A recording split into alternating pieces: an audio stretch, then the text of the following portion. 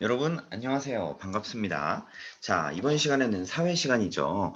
자, 바로 오늘 사회 수업을 시작하도록 하겠습니다.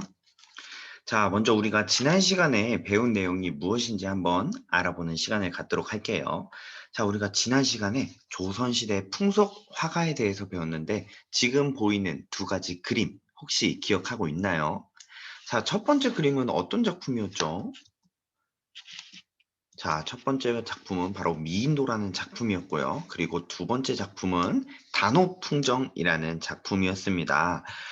신용복은 주로 양반층의 풍류와 그리고 남녀 간의 연애, 기녀와의 기방의 세계를 도시적 감각과 해학적으로 이렇게 그렸죠. 그래서 딱 봐도 여기 보면은 되게 김홍도의 그림과는 다르게 되게 막 고급스럽고 되게 막 좋은 옷들을 입고 있는 이렇게 양반층에 놀고 있는 모습들이 보이기도 하고요.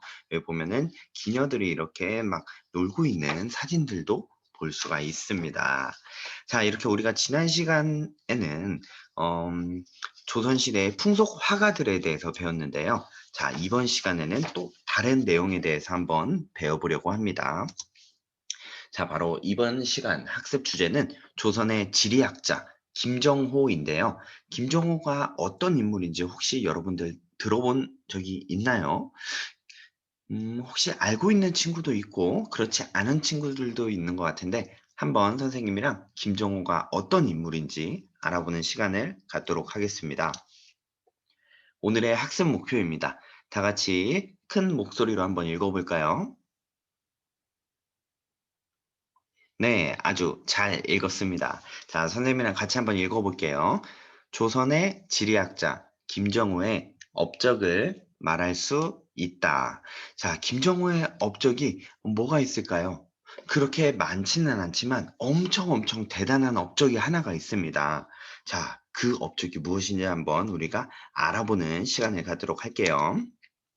자, 그럼 김정호에 대해서 알아봅시다. 자, 여기 앞에 보이는 사진이 바로 김정호인데요. 김정호는 조선 후기의 지도학자이자 지리학자, 그리고 측량학자라고 합니다. 자, 조금 어렵게 이야기를 했는데 간단하게 이야기를 하면 여러분 혹시 지도 알고 있나요? 지도? 여러분이 살고 있는 지역이라든지 지역에 어떤 것들이 있는지 하나로 이렇게 그림으로, 지도로 그린 것을 바로 우리는 지도라고 합니다.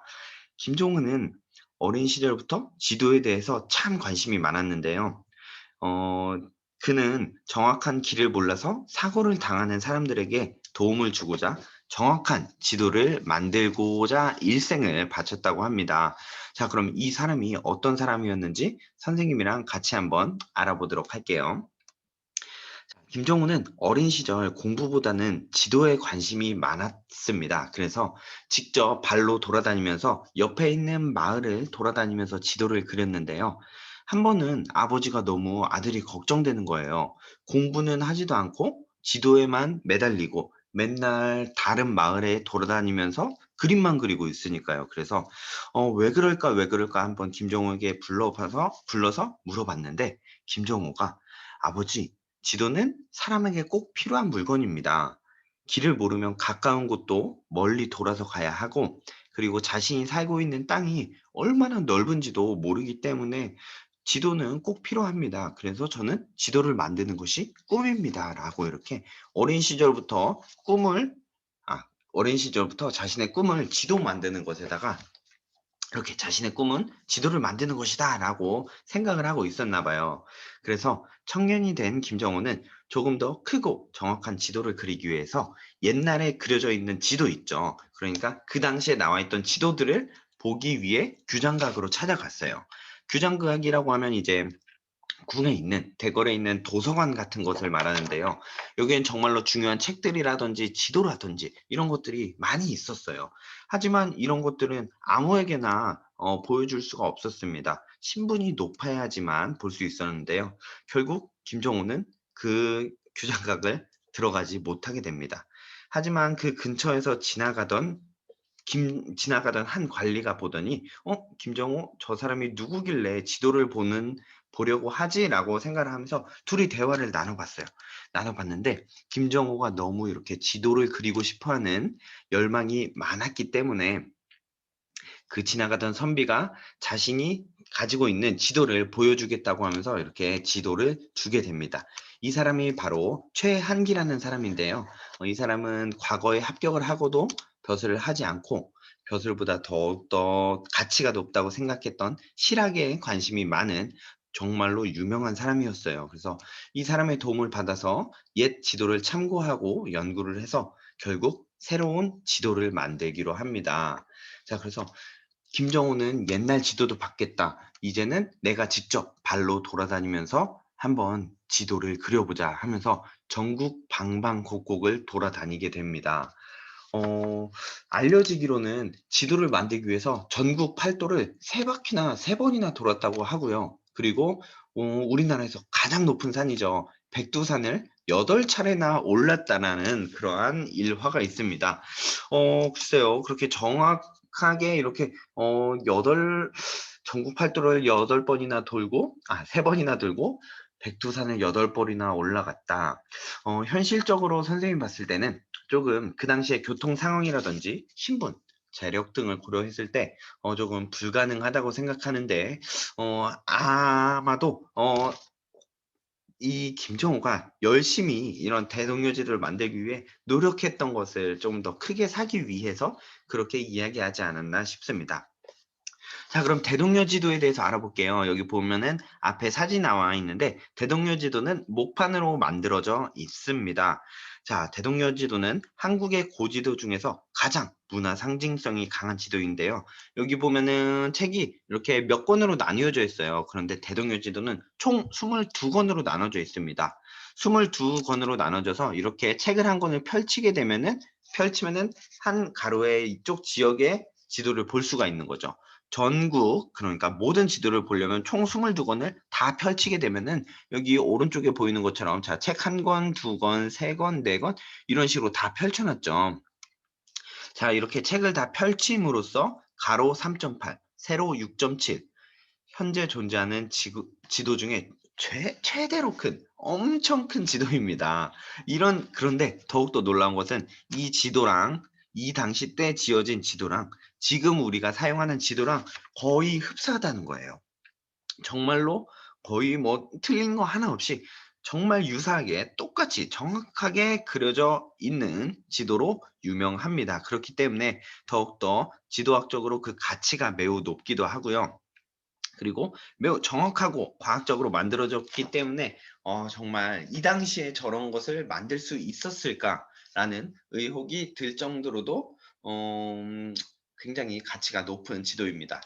그리고 또한 이 지도의 장점으로 하면은 책으로 되어 있어요. 그래서 만약에 내가 이쪽 지역에 놀러 가고 싶어요. 이쪽 지역에 놀러 가고 싶으면 여기 있는 이 책 한 권만 들고 가면은 되기 때문에 매우 굉장히 편리성이 높았다라고 할 수가 있습니다.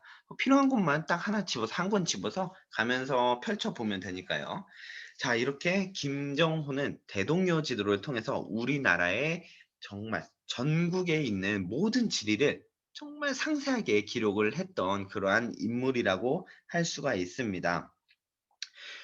그래서 여러분들이 김정호라는 사람은 우리나라의 지도를 그린 사람이고 그 지도는 바로 대동여 지도이다. 라고 알고 있으면 될 것 같은데요. 자, 그리고 이 대동여도를 그리기 위해서 김정호는 정말 몸소 발로 뛰면서 직접 다 보면서 전국을 돌아다니고 뭐 백두산도 8번 올라갔다가 그려진 그림이라서 정말 대단하다고 생각합니다. 선생님도 지금 전국을 그렇게 다 돌아다녀 보지를 못했어요. 백두산도 뭐 한 번도 못 올라가 봤고요. 그렇지만 이분은 정말 대단한 분이라고 생각이 드네요. 자, 그러면은 우리가 지도가 생기게 되면 편리한 점이 무엇일까요? 요즘에는 지도는 잘 안 보죠. 요즘에는 뭐 내비게이션이란 되게 편리한 그런 과학 기술이 발전이 되어서 지도를 따로 챙겨 보진 않는데 그래도 혹시라도 선생님 같은 경우에는 다른 지역에 가게 될 때 그 지역에 어떤 것들이 있는지 어느 위치에 있는지 정도는 알아야 될 것 같아서 지도를 인터넷으로 찾아보기는 합니다. 그래서 지도가 생기면 편리한 점은 우리가 아마도 가보지 않은 지역에 대한 정보 그 지역에는 어떤 것들이 있고 어떤 건물들이 있고 무엇이 있고 이런 정보를 파악할 수가 있습니다.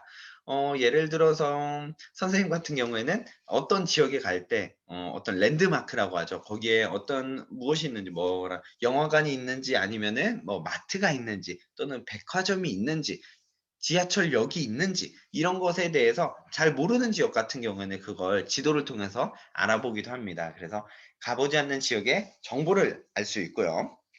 자, 그리고 지도를 통해서 우리가 두 번째로 다른 지역에 어떤 것들이 있는지 내가 전혀 보지 못했던 그러한 뭐 유물들이 있다. 또는 저기에는 정말로 특별한 그런 뭐 맛집이 있다라고 하면은 그 지역으로 여행 계획을 세울 수가 있겠죠. 이것 외에도 지도가 생기면 편리한 점이 굉장히 많이 있습니다. 혹시 여러분 오늘 이 수업을 마치고 여러분도 한번 지도를 한번 봐 보세요. 그래서 자신이 살고 있는 지역이 어디에 위치해 있는지 또 그 지역 주변에 어떤 것들이 있는지 한번 알아보는 것도 좋은 시간이 될 것이라고 생각을 합니다. 자, 그러면은 오늘 학습한 내용을 정리해 볼게요. 자, 오늘은 바로 조선의 지리학자 김홍도에 대해서 배웠는데요. 자, 이 김홍도가 그린 지도는 우리가 뭐라고 배웠죠? 그렇죠. 맞아요. 바로 대동여 지도라고 배웠습니다. 대동여 지도.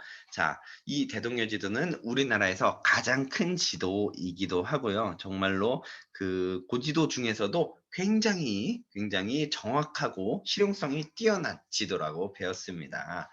자, 그럼 오늘 배운 내용은 여기까지고요.